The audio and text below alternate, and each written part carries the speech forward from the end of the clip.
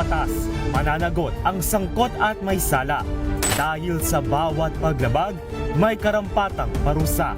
Alamin ang mga pananagutan sa likod ng mga bawal. Dito sa Hoy! Bawal Yan! Tuwing Sabado, alas 11:30 ng umaga. Dito lang sa DZRH TV. Report. Flash Report!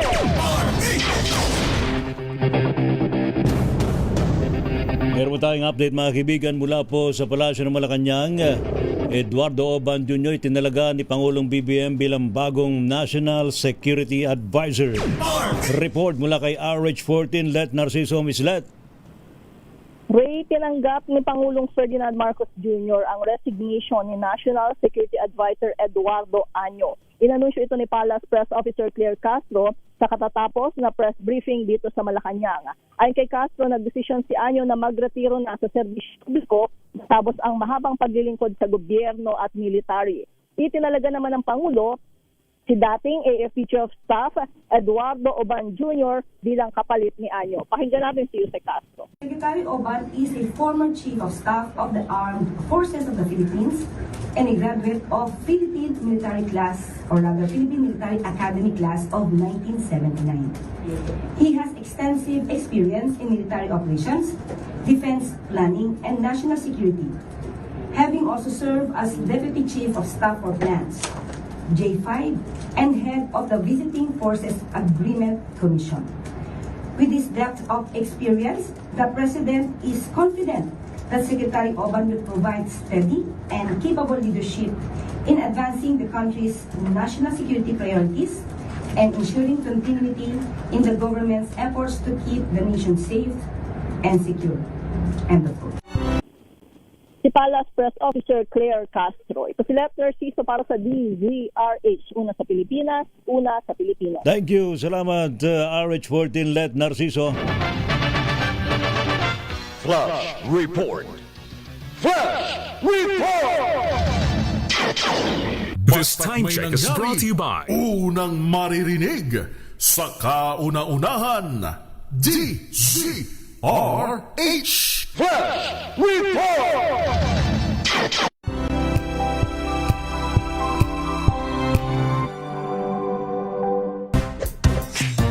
Tanggaling-galing mo Smart dishwashing paste ko Pritong ulam na masebo Plato o kaldero Tanggaling for everyday. Ganyan pag smart ang dishwashing paste. May double tanggaling formula. Tanggal ang sebo, tanggal ang bakterya. Pahit para walang bahid. Linis fantastic sa metal at plastic. Number 1 ko to.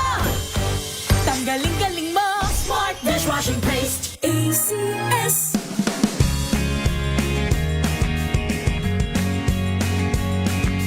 Now we are unboxing MX Sweet Coffee.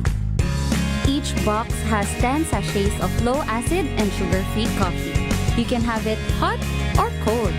Bring it with you anytime, anywhere. Shop at Lazada, Shopee, and in leading drugstores nationwide.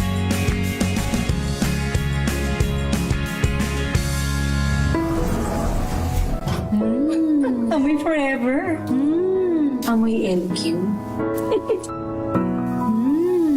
Amoy New Caleb Berry Blues. Amoy kalat, amoy good vibes. Sa lahat ng bagay, simula pa lang, siguraduhin max protection na. Kasi pag kulang ang proteksyon, baka madaling masira. Sa ngipin, dapat may max protection din. Max Alaga ng Unique Toothpaste. With Max Protect Formula. Help stop cavities before they start. While keeping breath fresh. Try Unique Maximum Fluoride Protection. Para Max Alaga, Max Protektado. ACS. Amoy forever. Amoy LQ. Amoy New Caleb Berry Blues. Amoy kalat, amoy good vibes. May nagbago. May arte. May budget. Akala nyo lang yon. So solid. White Rose Papaya, wow. White Rose. White Rose Papaya, wow. White Rose. White Rose Papaya. May glow up with White Rose Papaya. White Rose Papaya. May puti power times 2 kasi may papaya at niacinamide. May shea butter and tea tree oil pa. Kutis sulit ang glow up. White Rose Papaya. Kutis sulit ang glow up. Wow, ang saya. Isang barangay na labada, puro mancha pa. Goodbye, pahinga. Mommy, isang laba lang yan sa Pride Bar Blue. May powerful stain-away enzymes na malupit sa dunit mancha. At di masakit sa kamay. Isang laba lang yan. Hello, pahinga. Sa puso ng kalikasan, natatangi ang prutas ng mangosteen. Ito ay nagtataglay ng antioxidant compounds na alpha, beta at gamma mangosteen. Ang MX3 capsule ay isang food supplement na gawa sa natural na mangosteen. Ito ay tested and proven to help avoid knee joint pain discomfort para iwas-iwas sa sakit with long-term supplementation 2 capsules daily. MX3 capsule. Tunay, natural at original. Mahalagang paalala, ang MX3 capsule ay hindi gamot at hindi dapat gamiting panggamot sa anumang uri ng sakit. Amoy forever. Amoy LQ. Amoy New Cala Berry Blues. Amoy Cala, amoy good vibes.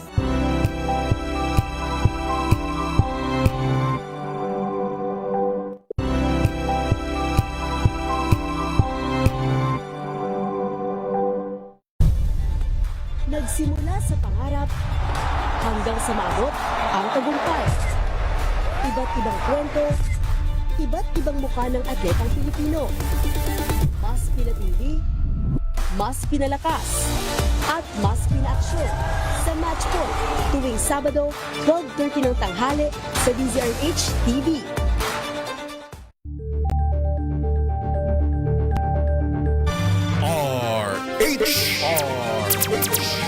Walang patid na balita, walang tigil na impormasyon at tuloy-tuloy na reports kasama ang buong puwersa ng DZRH sa buong Pilipinas. Mula Luzon, Visayas at Mindanao, lahat ng malalaking balita, maiinit at viral. Hagip ng pinakamalawak na newscast sa buong Pilipinas.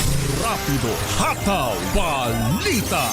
Rapido Hataw Balita. Kasama sina Ray Sibayan at Romel Fuertes. Rapido Hataw Balita. Mga malalaking balita, hahataw na.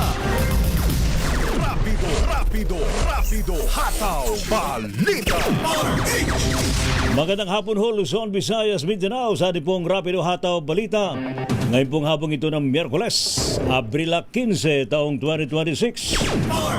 Sa ating pong headlines, term sharing ni na Pangulong BBM at VP Sara, itinanggi Madriaga, tinawag na sinungaling. Law school record ipinagtanggol ni VP Sara, mini trial sa Kamara, binapikos.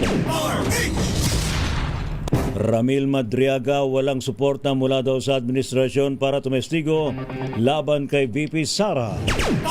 Rollback sa presyo ng petrolyo posible sa susunod na linggo. Ha? Ba? Ayos. Samantala naman, denial ni VP Sara sa maligasyon ni Madriaga. Mas mabuting sabihin sa komite sa Kamara. Panukalang 2 buwang suspensyon ng VAT sa petrolyo dapat pag-aralan ng economic managers ni Pangulong Marcos. May nangyari pong pamaril. Diyan po sa may Pavia, Iloilo, isa patay, isa ang sugatan. Rapido Hataw Balita. Ano po mga lingkod sa pagbabalita, sina Ray Sibayan at Romel Fuertes. Para sa DZRH, una sa Pilipinas. Una sa Pilipino. Sa ating mga balita, wala raw pong katotohanan o kathang isip lamang at laway lamang ang umunay puhunan ni Ramil Madriaga. Ito po naging depensa naman ni Attorney Paulo Panelo Jr., Legal Counsel ni VP Sara Duterte sa mga naging paratang ni Madriaga sa kanyang testimonya sa House Committee on Justice hearing kahapon sa panempo ng programang Damdaming Bayan sa DZRH. Sinabi ni Attorney Panelo na walang ebidensya o katibayan si Madriaga sa kanyang mga paratang na ibinabato partikular na ang laban kay VP Sara at kay dating Pangulong Rodrigo Duterte. Ayon din kay Attorney Panelo, may pruweba silang may ibang motibo si Madriaga sa pagtestigo sa pagdinig ng Kamara kahapon. Dumipensa naman si Vice President Sara Duterte sa mga paratang ni Ramil Madriaga tungkol sa kanyang academic record sa pagdinig ng House Committee on Justice sa impeachment laban sa pangalawang Pangulo. Maring itinanggi ng Vice Presidente ang paratang ni Madriaga na kinailangan niya ng tulong sa pag-aaral ng abogasya para makatapos. Ayon kay Duterte, natapos niya ang law school sa sariling kakayahan, walang hinihinging espesyal na pabor at pumasa sa bar exam sa unang take na may average na 80%. Binitikos din ni Duterte ang pagdinig ng Committee on Justice na tinawag niyang mini trial na anyay sumasalamin sa abuso at katiwalian ng ilang mambabatas. Binigyan din pa ng pangalawang Pangulo na maging ang unang impeachment case ay nadungisan ng alegasyon ng panunuhol at hindi rin umano na iba ang kasalukuyang proseso. Samantala naman, suportado daw po ng karamihan sa mga Pilipino ang impeachment trial laban kay VP Sara Duterte. Ito pa'y base naman sa survey ng Octa Research na ginawa mula noong March 19 hanggang March 25. Ayon po sa resulta ng survey, 69% ng mga mamayan ang naniniwala na dapat daw pong litisi ng pangalawang Pangulo, habang nasa 28% naman ang tutol at 3 ang undecided. Lumabas sa survey na pinakamarami sa mga sumusuporta sa impeachment trial ay mula sa Visayas Region, 83% na ang naitala po dyan. Sumunod po sa Metro Manila sa 81% at balance Luzon 69%. 61% naman ang sumusuporta mula sa Mindanao, habang 38% ang tumututol na ma-impeach ang pangalawang Pangulo. Iginit ng Kamara na dapat sa pagdinig at hindi sa press release ang anumang pagtanggi ni VP Sara Duterte sa mga paratang laban sa kanya ni Ramil Madriaga. Ngayon pa man, nirespeto ng House Committee on Justice ang patuloy na pagtanggi ni VP Sara na dumalo ng personal sa impeachment proceedings. Bukas ang panel sa pagpunta ni VP Sara para ibigay ang kanyang panig at questionin ang lahat ng mga bintang laban sa kanya. Reaksyon ito ni Bicol Saro, Party List Representative Terry Ridon, miyembro ng Justice Committee, ngayong umaalma si VP Sara sa lahat ng mga sinabi at ibinulgar ni Ramil Madriaga. Ayon kay Ridon, gaya ng paulit-ulit na panawagan ng House Justice Committee sa Vice Presidente, pumunta sa hearing at huwag sagutin ang mga alegasyon sa pamamagitan ng press release at social media. Itinanggi naman ng legal counsel na nagpakilalang bagman na si Ramil Madriaga na meron siyang nakukuhang suporta mula sa administrasyon para tumestigo laban kay Vice President Sara Duterte. Sa prempo ng DCRH, sinabi ni Attorney Raymond Palad na wala silang anumang koneksyon sa administrasyon ni Pangulong Ferdinand Marcos Jr. Anya nag-aabono pangaraw sila at may mga ari-arian pang isinanla para may pantustos. Samantala, kumpiyansa mano ang abogado na totoo ang testimonya ng kanyang kliyente dahil consistent naman ito. Personal na pinuntahan ni DILG Secretary John Vic Remulla ang construction worker sa Mandaluyong City na hinuli dahil sa hindi pagsusot ng damit pang itaas. Humingi ng sorry si Remulla at pinaming hindi malinaw ang mga patakaran para sa implementasyon ng Safer Cities Initiative. Nag-viral ang insidente online matapos hulihin ng construction worker na si Johnny Lankino at pagmultahin nung siya ay naghahalo ng semento sa labas ng kanilang bahay ng nakapaples. Ayon sa kanyang asawa, hindi sila tutol sa pulisya pero dapat tayo magbigay muna ng warning ang mga autoridad. Rapido, hataw, balita. Sa rapido ho ng mga report, term sharing sa pagitan po ni na Pangulong BBM at VP Sara Duterte, ito raw po'y itinanggi. Ramil Madriaga tinawag na sinungaling. Ating alamin sa report ni RH28, Lakay Raymond at Paz. Lakay Raymond. Ray, nang gagalaiting itinanggi ni Senador Amy Marcos ang umunoy term sharing sa pagitan ni Pangulong Bongbong Marcos at Vice President Sara Duterte. Ito'y batay sa isinumiting affidavit ni Ramil Madriaga sa House Committee on Justice Impeachment Hearing.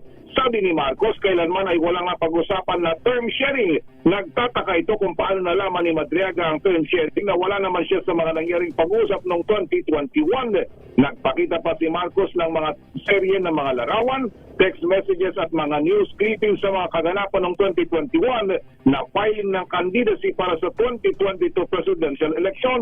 Unang inilutang ng PDP laban ang tandem na Senator Bongo at dating Pangulong Rodrigo Duterte.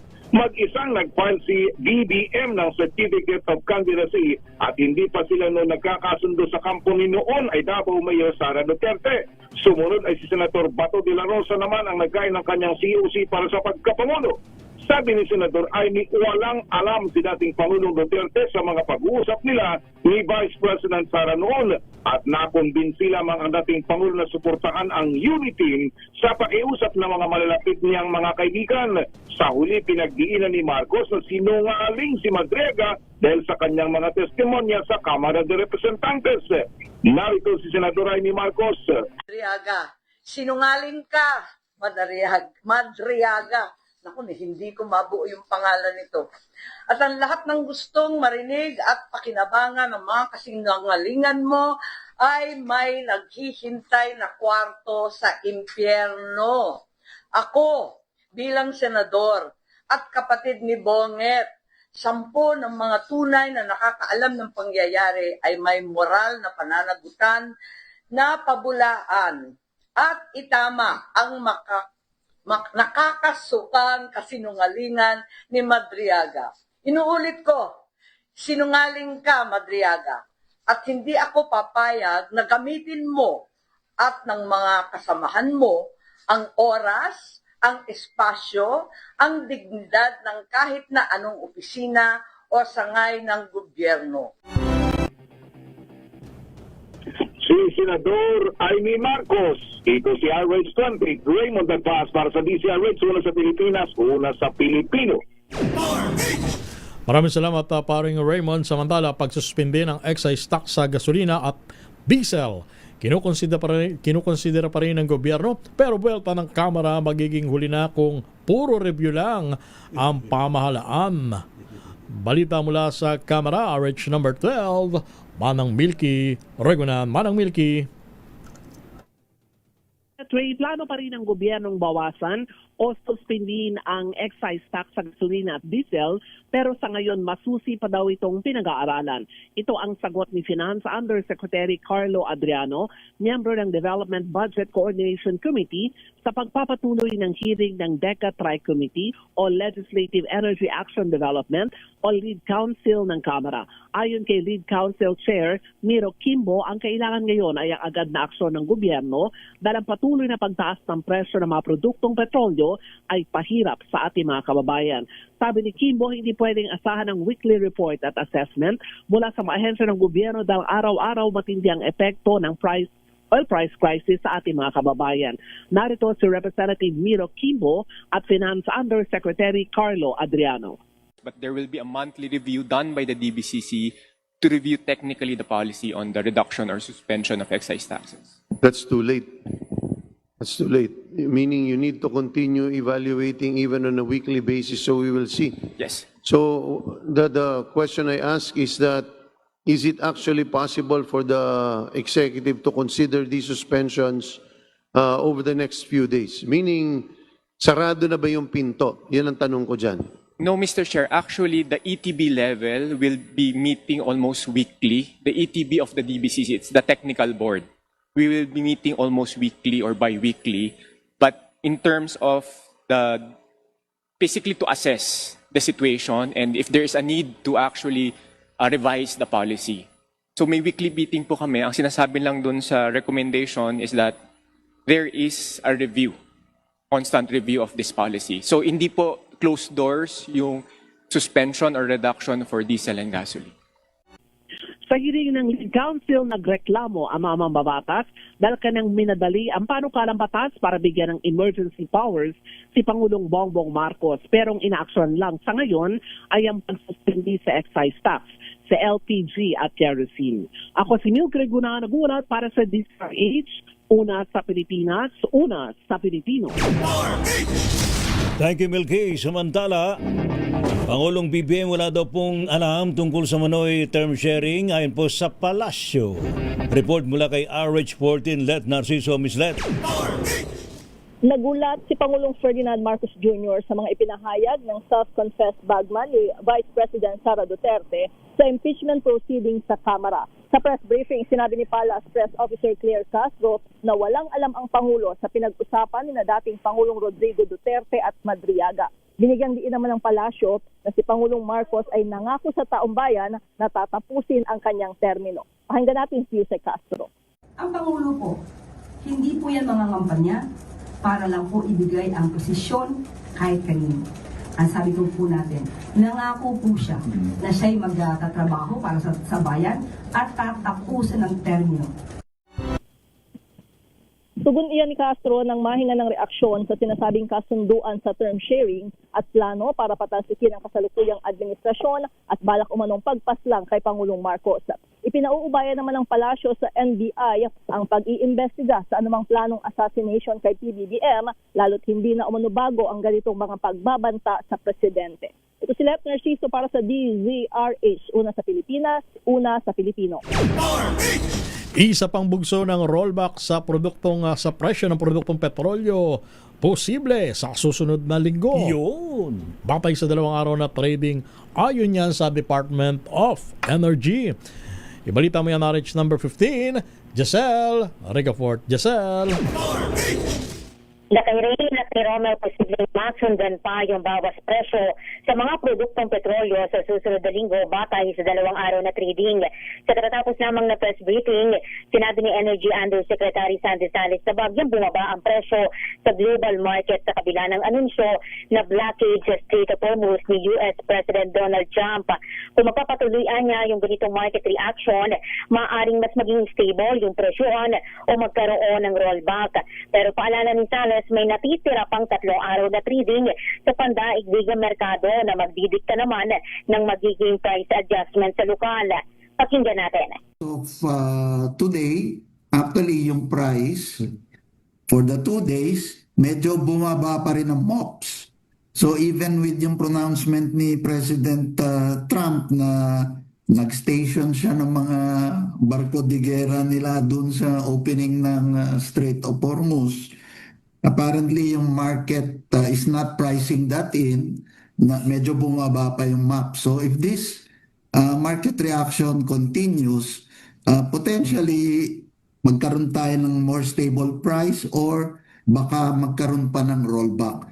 But of course, this is only 2 days pa lang for this week, no? So minomonitor natin. Inanunsyo rin ng opisyal na may parating na 22,000 metriko toneladang LPG sa bansa sa susunod na buwan. Kinontrataan niya ito ng Department of Energy sa pamagitan ng Philippine National Oil Company o ng PNOC.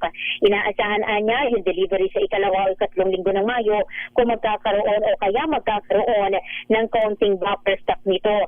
Tiniyak naman ni Sales na patuloy silang naghahanap ng mga alternatibo na sources upang mapataas yung inventaryo natin. Hanggang noong April 10 kasi, tatagal na lamang ng 36 na araw ang supply ng LPG sa bansa. Ang mahigit 54 na araw naman yung inventaryo ng gasolina, 47 araw ang diesel, 104 na araw ang kerosene, at 67 araw naman ang inventaryo natin sa jet fuel. Ito si Giselle Rigafort para sa DZRH, una sa Pilipinas, una sa Pilipino. Ay, singit ko lang, Lakay Ray. Sige. Alam mo ba, itong latest sa rollback na 20 pesos per liter sa diesel, yung rollback, aba, kanina may interview on 2x2 kay Energy Secretary Sharon Garin. Ang projection ng oil industry sources ay nasa 8 to 10 pesos lang. Ang baba. ang baba. Oh, Ang iba, baba. samantalang yung computation ng DOE mas mataas dapat. Good thing is, naunahan. At no less than the president ang nag-announce na Yes. 20 pesos ang i-roll back. Ayan. Alam niyo na kung anong ibig sabihin niyan, ha?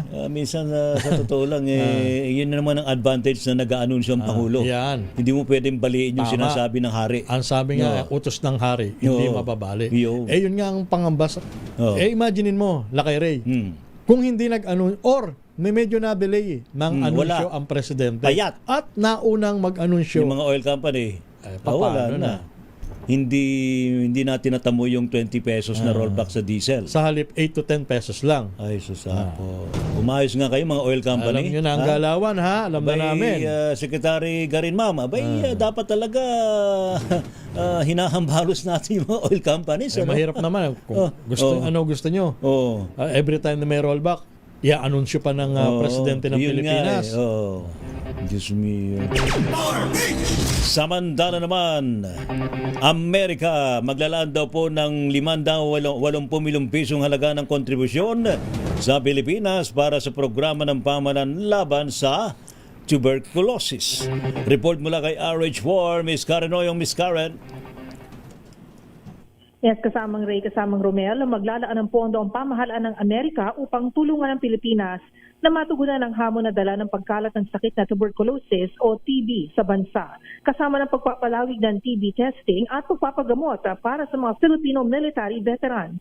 Itong inanunsyo ni U.S. Embassy Manila Charge de Affairs Robert Ewing matapos ng paglagda sa Joint Declaration of Intent on Health Cooperation kung saan dumalo sa naturang kaganapan ng kalihim ng Department of Health o DOH na si Secretary Ted Herbosa. Ayon kay Ewing, ang naturang pondo na nagkakahalaga ng 580 million pesos o 10 million US dollars ay binubuo ng gamot para sa TB, 12 ultra-portable TB X-ray machines at grant na nagkakahalaga ng 250,000 US dollars o 14.5 million pesos na grant para sa Veterans Memorial Medical Center.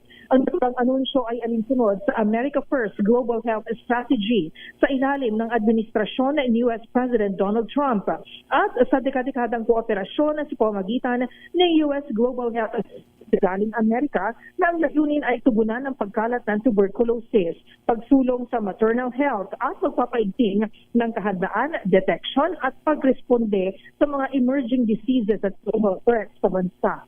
Sa kanyang pahayag, sinabi ni Ewing na ang naturang kontribusyon ay pagpapakita ng pagpapahalaga ng Amerika sa bilateral relationship nito sa Pilipinas sa matibay na partnership sa DOH kung saan mahalaga ang pagtutulungan ng dalawang bansa upang masugpo ang HIV/AIDS, TB at makamit ang global health security. Layunin rin ang pagtutulungan ito na makamit ng bansa ang otonomiya at self-reliance ng mga programang pangkalusugan. Ako si Karen Oyong, nag-uulat para sa DZRH, una sa Pilipinas, una sa Pilipino. Samantala, Bureau of Internal Revenue nakapagtala ng 198.7 billion pesos na koleksyon noong nakalipas na buwan ng Marso. Ibalita mo yan, RH number 29, Boy Gonzales. Boy! Mas tumaas ang koleksyon ng Bureau of Internal Revenue noong Marso 2026. Ayon sa BIR, umabot sa 198.755 billion ang gross collection ng ahensya, mas mataas ng 11.87%, katumbas ng 21.86 billion kumpara sa kaparang buwan noong nakalipas sa taon. Batay sa paunang datos hanggang Abril 13, 2026, nakapagtala rin ang BIR ng 11.368 billion tax refund noong Marso. Mahigit 5 beses na mas mataas kumpara noong nakalipas sa taon. Dahil dito umabot sa 187.387 billion ang net collection ng ahensya, mas mataas ng 6.68% year on year. Ayon sa BIR, bagamat naapektuhan na mas mataas na tax refund ang net growth, mahalaga rin ito dahil mas maraming pondo ang naibalik sa mga taxpayer at negosyo sa gitna ng kasalukuyang hamon ng ekonomiya. Tiniyak naman ng BIR ang patuloy na pagpapaigting ng koleksyon upang masuportahan ng mga programa at serbisyo ng pamahalaan. Ito si Boy Gonzales para sa Disaris, una sa Pilipinas, una sa Pilipino. Thank you. Salamat, Boy G. Samantala naman, 125 OFWs at kanilang mga kaanak mula Dubai abay ligtas hong nakauwi ng Pilipinas. Report mula kay RH27 Noche Kakas Noche. Lakay Ray at Romel, ligtas ng nakauwi ng bansa ang nasa 125 overseas Filipino workers at kanilang mga kaanak mula Dubai sa Ninoy Aquino International Airport Terminal 3 sa Pasay. Ang kanilang pag-uwi ay sa tulong pa rin ng Department of Migrant Workers, Overseas Workers Welfare Administration, Department of Foreign Affairs, Philippine Embassy, Manila International Airport Authority at mga Filipino community sa Dubai. Layon ng tuloy-tuloy na repatriation na program na matiyak ang kaligtasan at kapakanan ng mga Pilipinong apektado ng gera sa Middle East. Ayon sa DMW, inaasahan pa nila sa mga susunod na araw ang pagdating ng mas marami pang OFWs at kanilang mga pamilya mula naman sa iba't ibang bahagi ng gitnang silangan sa repatriation effort ng gobyerno. Ayon pa sa DMW, nakaantabay din ang National Reintegration Network na kinabibilangan naman ng iba't ibang ahensya sa mas malawakang serbisyo sa mga nakauwing OFW kabilang ang libreng training, re-employment facilitation, livelihood support at medical and health assistance. Samantala, Lakay at Romel, 20 human remains din ang ng OFWs ang dumating kaninang umaga. Isang pastor at isang pari ang nagbasbas sa mga labi bago tuluyang naiuwi ng kanilang mga kaanak. Hiling naman ng pamilya ang pangunawa ng publiko na igalang ang privacy ng kanilang mga pamilya sa panahon ng pagduluksa. Ito yung nabanggit Romel at Lakay Ray ni DMW Secretary Hans Leo Kakdak na naipong labi hindi naiuwi agad dulot ng gulo sa Middle East. Pero ang cause na sinabi niya ay natural death. Arit sa 27, nandun si Kaka sa DCRH, una sa Pilipinas, una sa Pilipinas. Mahigit sa 300 estudyante sa Malabon City University lumahok sa responsableng panonood program ng MPRCB. Ano itong responsableng panonood program? RH number 23, Edwin Duque. Edwin. Ama Fermela, gawa ng DTR na Television at Television Board ang kanilang programa kaugnay sa kaalaman para maging responsabling panonood ng programa na nilahukan ito ng may gitapundang mga estudyante mula sa Malabon University. Ito niya ay sinagawa sa Malabon National High School kung saan ay tinalakay dito ni RCB. Representative Nana Soto at board member sa Mosque, Richard Reynoso, Giselle Villarosa at Alvera Bulak kung ang mga paraan na nagpapalakas sa bawat membro ng pamilya sa responsabling panunood ng mga programa na telebisyon at pelikula. Pinasalamatan naman ni Mayor Jerry Sandoval ang ahensya sa pangunguna ng programang ito. Iniyak nito na patuloy sila magkipag-ugnayan sa mga ahensya para din sa mga programang nagpapalakas at nagbibigay ng kaalaman sa mga Malabenyo sa makabagong panahon. RH23 at dito sinagulat sa DZRH, una sa Pilipinas, una sa Pilipinas. Thank you, Edwin. Rapido, hataw, balita. Standby, mga balita mula po sa mga probinsya Pilipinas ang oras, alas 2:35. Ang oras na yan ay hatid sa... Hello, Washi! Laundry day na naman! Yay! Anong meron? Mancha ng chocolate, putik, may libag pa! Kaya natin yan! With Pride Washing Machine Detergent, may triple stain-away formula. Tanggal ang makapit, madikit, at malupit na dumit mancha. Kaya easy-easy ang labada. Mula noon hanggang ngayon! All you need is pride. All you need is pride. ACS. Sinisiguro kong tama ang aking choices. Tamang pagkain, lifestyle, at ang partner ko, MX3 Capsule. Gawa ito sa ISO at GMP certified na planta. Tested and proven na may alpha, beta at gamma mangosteen. Helps avoid knee joint pain discomfort. Iwas-iwas sa sakit. Kailangan lang na long-term ang pag-inom. 2 capsules araw-araw. MX3, dito ako believe. Mahalagang paalala, ang MX3 capsule ay hindi gamot at hindi dapat gamiting panggamot sa anumang uri ng sakit. Amoy forever. Amoy LQ.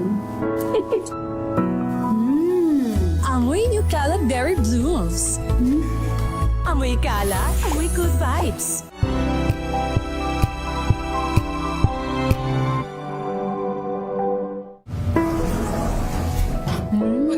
Amoy forever. Amoy LQ. Amoy New Cala Berry Blooms. Amoy Cala, amoy good vibes.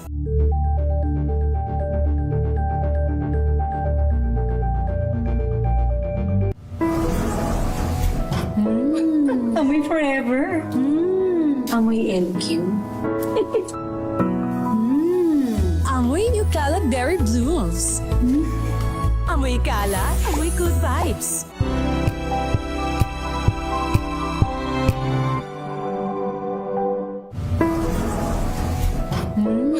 Amoy forever.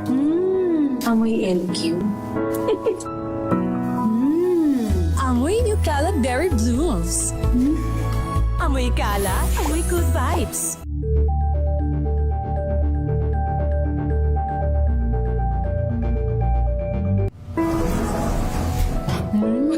Amoy forever. Amoy LQ. Amoy New Cala Berry Blooms. Amoy Cala, amoy good vibes.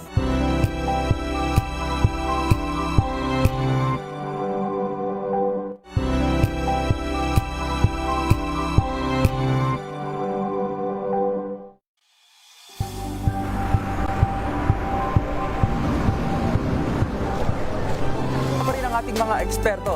Dito lang sa Expert Opinion. Ito ang The Better News. TNVS. Trending and Isang kwento, iba't ibang anggulo. Dito sa Point of View. Bawat pananagutan ating tatalakayin dito sa Hoy. Bawal yan. Pilipino, dito lang sa Music. Match of entertainment and lifestyle. Ito ang MBC TV Network News. Una sa Pilipinas, una sa Pilipino.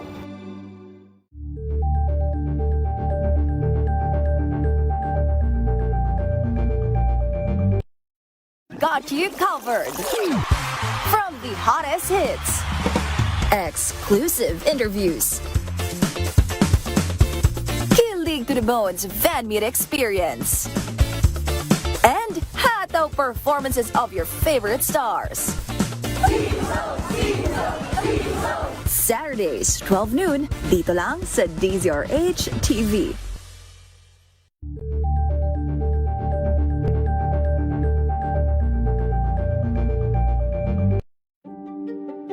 Buklatin ang mga pahina. Pakinggan ang boses ng lipunan.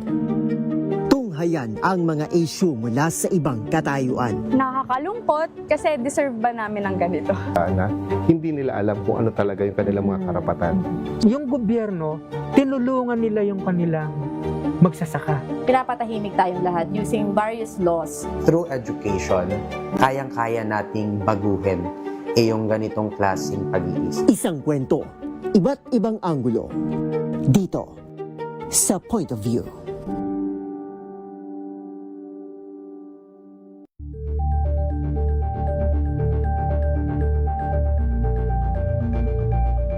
Curious ka ba sa maraming bagay?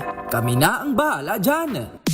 Aalamin, tutuklasin at bibigyang linaw namin ang mga katanungang bumabagabag sa inyong isipan.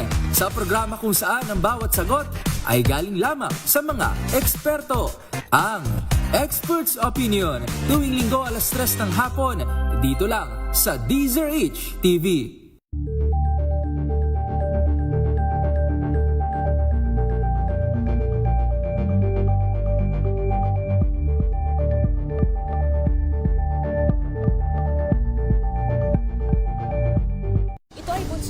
samantalang 17 individual na ang kanilang naaresto.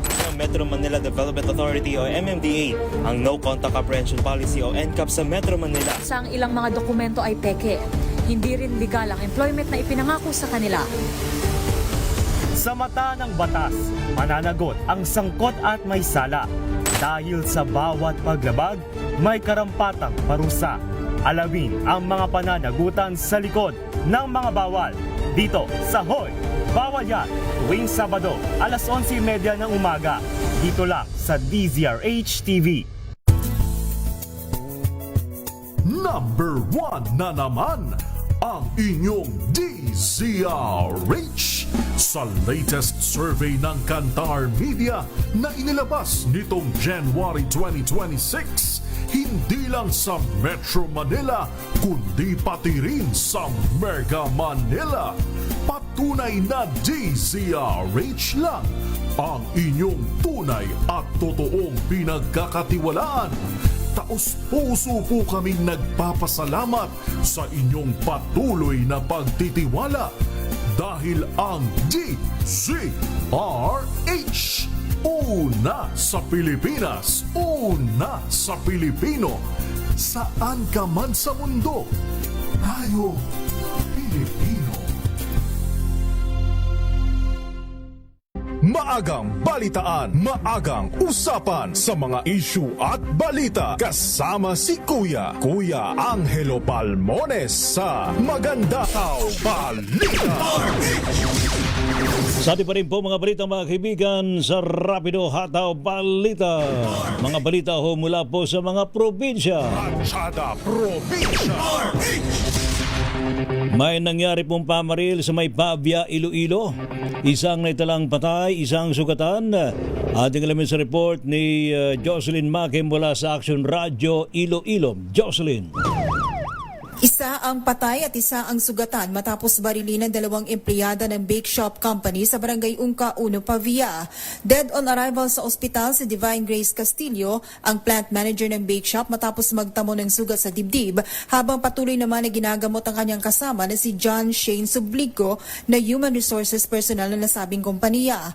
Nagtamo ng sugat sa kanang parte ng dibdib at hita si Sublico. Sa investigasyon ng pulisya, naglalakad ang mga biktima pa uwi ng binaril ng riding in tandem. Na-recover sa lugar ang 10 empty shells ng 9mm. May sinusundan ng anggulo ang Pavia Police sa motibo ng pamamaril pero hindi pa madetalye dahil sa nagpapatuloy na investigasyon. Mula sa Action Radio Iloilo, ito si Jocelyn Maque para sa DZRH, una sa Pilipinas, una sa Pilipino. Opisyal ng barangay arestado naman dahil sa pagbebenta ng shabu sa Palo, Leyte. RH number 32, Jimmy Angay-Angay. Jimmy. Isang barangay opisyal na aresto sa buy-bust operation ng mga kapulisan sa bayan ng Palolete. Kinilala ng PNP ang suspect si alias Mil, 45 anyos, may asawa at isang barangay opisyal residente ng bayan ng Palolete. Ayon sa ulat, dakong alas 7:45 ng kagabi, nagsagawa ng buy-bust operation ang pinagsanib ng puwersa ng Leyte Police Provincial Office Provincial Drug Enforcement Unit, katuwang ang Palo Station Drug Enforcement Unit sa ilalim ng koordinasyon ng PDEA Region 8 sa Zone 6, Barangay Naganaga, Palo, Leyte. Sa naturang operasyon, nasamsa mula sa sospek ang 3 pakete na pagnilaang shabu, gayon din ang 500 pesos na buy-bust money. Sa kasalukuyan, inahanda na ng kapulisan ang pagsampa ng kaso laban sa pagbibinta at posisyon ng illegal na droga habang hinihintay pang resulta ng pagsusuri at timbang ng kapiskang illegal na droga. Samantalang papatuloy ang daigting na kampanya ng mga otoridad laban sa illegal na droga sa Eastern Visayas. Mula dito sa DYVL Action Radio Tacloban, ito si R32 Jimmy Angay-Angay para sa DZRH, una sa Pilipinas, una sa Pilipino. Thank you, Jimmy. Samantala naman, higit 100,000 pisong halaga daw po ng shabu na samsam. Isang babaeng suspect na aresto sa Davao City. Report mula sa Action Radio Davao, Jun Suter. Jun! Himasrihan sa kulungan ng isang babaeng sangkot sa iligal na droga matapos masakote sa bypass operation sa Isla Verde, Barangay 23 Davao City kahapon Abril 14. Kinilalang suspek sa alias Takuting, 36 anyos, na inaresto bandang alas 5:42 ng hapon sa pinagsabi na pwersa ng City Drug Enforcement Unit at iba pang unit ng kapulisan sa koordinasyon ng Philippine Drug Enforcement Agency o PDEA. Sa pinakahuling report, 2 pakiti ng hinihinalang shabu ang na-recover mula sa suspek, kabilang na ang buy bus at possession items na may kabuuang halagang tinatayang 136,000. Nakuha rin sa kanya ang mark money at budol money na ginamit sa operasyon. Kasalukuyan nasa kustodiya ng kapulisan ng suspek at naharap sa kasong paglabag sa Republic Act 9165 habang patuloy pang investigasyon upang matukoy kung may iba pang sangkot sa illegal na aktibidad. Ito si June Suter para sa DZRH. Una sa Pilipinas, una sa Pilipino. Mahigit naman sa 200,000 pisong halaga ng illegal na nilagaring tabla basamsam sa Mountain Province. RH number 41, Romy Gonzalez. Romy. Na-recover sa isang anti-illegal logging operation sa Mountain Province ang higit sa 205,000 pisong halaga ng mga illegal na nalagaring tabla sa poblasyon Paracelis na diskubre na pinagsanib ng personnel ng Paracelis Municipal Police Station, Mountain Province Provincial Mobile Force Company at DNR Paracelis ang abandonadong Toyota Hi-Ace van na may kargang Nara lumber. Nakaparada ito sa baba ng National Road at may kargang 1,262.94 board feet ng Nara na magkakaibang sukat at nagkakalaga ng 202,071 pesos. Sa iwalay na operasyon ng mga personal ng Besa Municipal Police Station, Mountain Province Provincial Mobile Force Company, Regional Mobile Force Battalion, 1502nd Maneuver Company, Municipal Environment and Natural Resource Office at mga opisyal na barangay, na-recover nila ang mga illegal na nalagaring Benguet Pine Lumber na may sukat na 97.1 board feet na nagkakalaga ng 3,884 pesos. Binigyan din ni Mountain Province Provincial Police Office Provincial Director Police Colonel Marcelo Pulig ang kanilang commitment na paigtingin ang kanilang illegal logging operation sa Montañosa, kasabayan ng panawagan sa publiko na manatiling mapagmatsyag at aktibong magbigay ng anumang impormasyon sa mga hinihinalang illegal na aktibidad na bahagi ng kolektibong pagsisikap para mapangalagaan at mapreserba ang kapaligiran. Ito si RH41 Romy Gonzalez para sa DZRH. Una sa Pilipinas, una sa Pilipino. Thank you. Salamat lakay Romy Gonzalez. Samantala, seguridad mas minaigting kaugnay ng papalapit na first parliamentary election sa BARM. Report mula kay RH19, June Dimakutak. June. Parang Ray, parang Romel, nananatiling naka-heightened alert ang Joint Task Force Central ng 6th Infantry Campilan Division habang papalapit ang nakatakdang first Bangsamoro Parliamentary Election sa Setyembre ng taong kasalukuyan. Sa panayam ng DZRH kay Lieutenant Colonel Ronald E. Suscano, Commanding Officer ng 6th CMO Battalion at 6th ID spokesman, bilang preventive measures umano, hindi nagbababa ng kumpiyansa ang 6th ID at nananatiling nasa heightened status sa pagpapatupad ng mga tungkulin nito para sa mga nasasakupang lugar.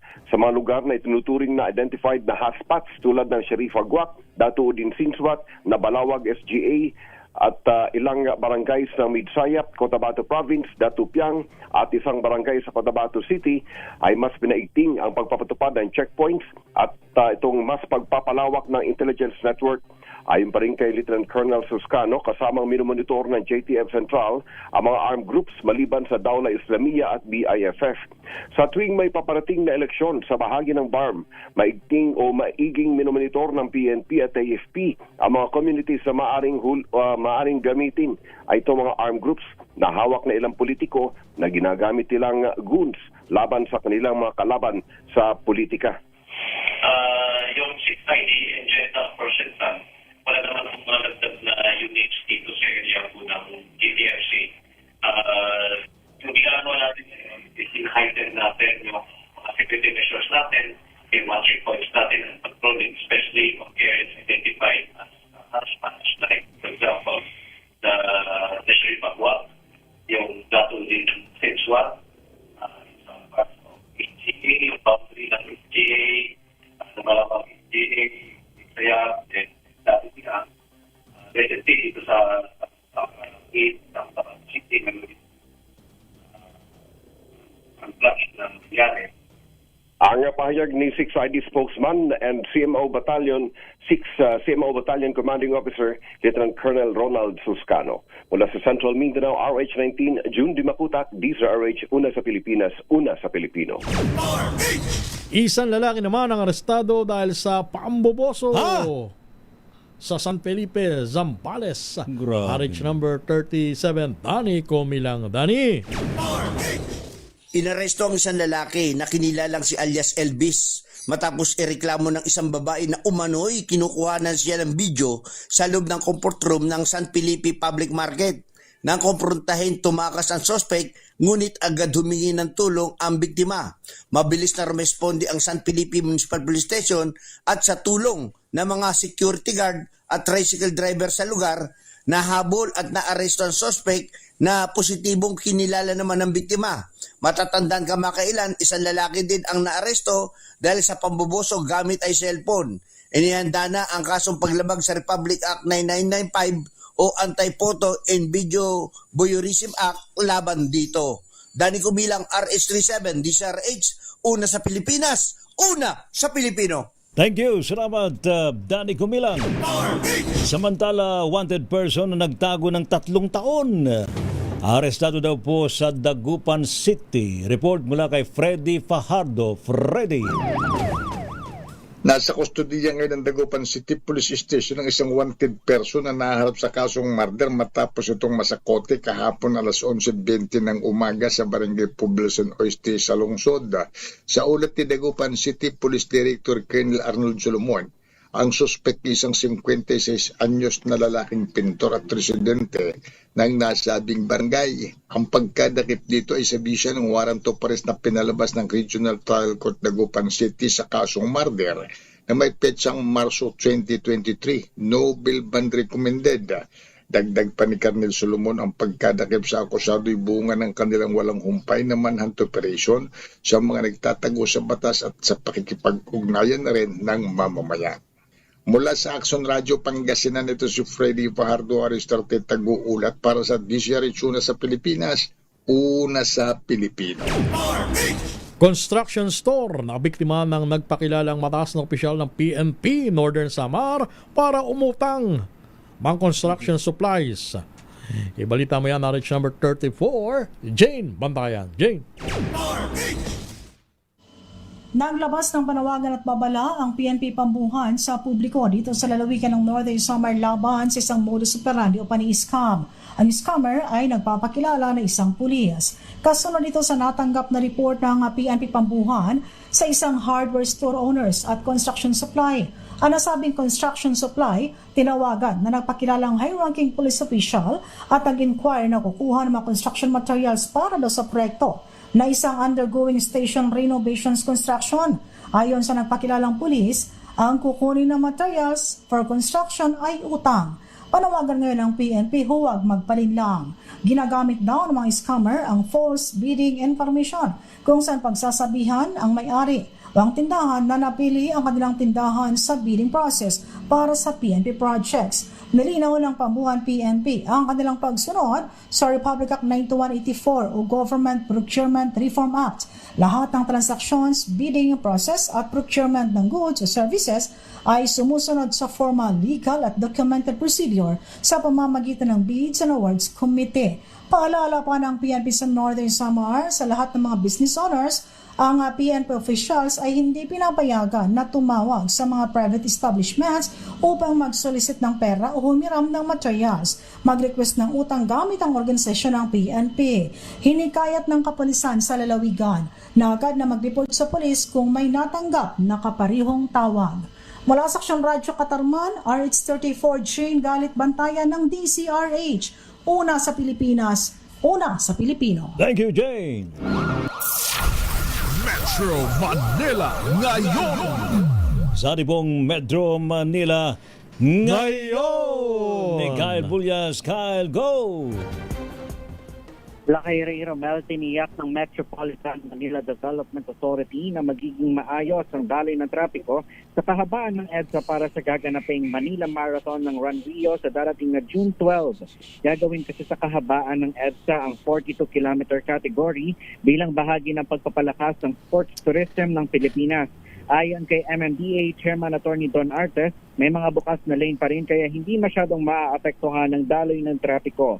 Ito ang kauna-unahang pagkakataon na gaganapin sa EDSA ang naturang marathon. Mag-uumpisa ito sa Seaside Boulevard sa Pasay City, dadaan naman sa EDSA bus lane northbound, saka mag-u-turn pagdating sa SM North EDSA pabalik sa southbound lane ng EDSA. Sa iba pang balita, nagsasagawa naman ng emergency leak repair ang Manila Water sa bahagian ng UP Malawi Hall sa UP Campus Quezon City. Ito ang dahilan ng nangyaring water interruption sa paligid ng nabanggit na lugar. Ayon sa abiso, inaasahang matatapos din ito ngayong araw mamayang alas 4 ng hapon. Para naman sa ating ulat panahon, posibleng pumalo hanggang sa 38 degrees Celsius ang heat index dito sa Metro Manila. Ito ay nasa ilalim pa rin ng extreme caution category. Ang init sabihin, naman. as usual, correct Lakay. At ibig sabihin na pinapaalalahan pa rin tayo na iwasan ang magbabad sa ilalim ng matinding sikat ng araw upang makaiwas sa heat cramps at heat exhaustion. Yan ang latest sa Metro Manila ngayon. Ito si Kyle Bulias ng DZRH, una sa Pilipinas, una sa Pilipino. Thank you, Kyle Bulias sa iyong Metro Manila ngayon. Rapido, hataw, balita. Hoy, salamat daw sa matumutok po sa ating balitaan sa Rapido Hataw Balita ngayon pong thank God it's a Wednesday. Uy, Simbang Baklar, ano po? Ay dapat ipanalangin po natin matigil na po ang kaguluhan, ha? Diyan sa gitnang silangan, ha? Para naman kahit paano ay maibsan na yung ating pinapasang krus, ha? Matinding pahirap, ha? Na nangyayari pong digmaan. Naku po, ha? Tanapon kina Apo Els Bartolome. Uy, Apo Els, kumusta na kayo? PNP Chief Nick Bartolome. Ayan, and of course, yung number 2 man sa PNP, ano? Uy, General Bernie Banak, sir. Magandang hapon po. Yung kanilang hepe ng ating pambansang pulisya, si General Nartates Jr. and of course yung FP Chief of Staff General Romeo Browner Jr. Yung mga kasundaluhan po natin nakatutok po dyan sa West Philippine Sea, Philippine Coast Guard at Philippine Navy, ha? Ingat po tayo, medyo matindi pong init ngayon, ano, ha? Dapat hindi kayo naubusan ng tubig. Ayan. Salamat, salamat Miss Elaine Napit, maraming salamat Jeric, thank you sa buong person ng DZRH News Team, sa ating mga classmate, sina Mike Biato, Neresa Burabon, Rose Espenya, Joyce Batalier ng Bicol University. Ano po mga lingkod, sina Ray Sibayan at Romel Fuertes para sa DZRH, una sa Pilipinas, una sa Pilipino. Pilipinas ang oras sa minuto bago sumapit ng alas 3 ng hapon.